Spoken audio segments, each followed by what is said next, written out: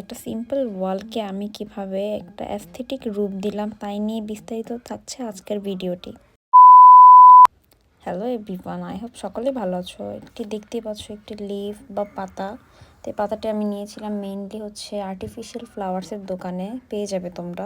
লিফগুলো আমি দেয়ালে হ্যাং করে নিয়েছি। দেন কিছু আমি কেকের বোর্ড নিয়ে নিচ্ছি, যেহেতু সবার বাসায় অ্যাভেলেবেল রয়েছে। অনেকদিন যাবত এটা আমি জমিয়ে রেখেছিলাম, ভাবছিলাম কিছু একটা করব, কাজে লাগাবো, তো কাজে লেগেই গেল।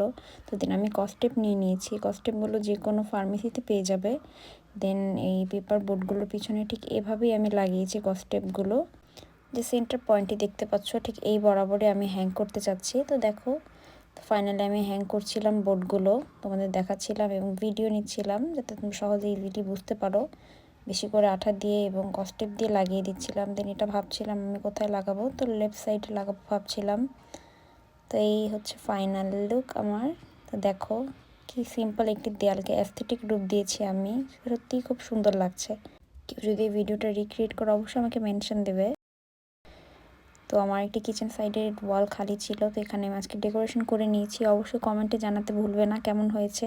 তো আজকের জন্য বাবাই, টাটা।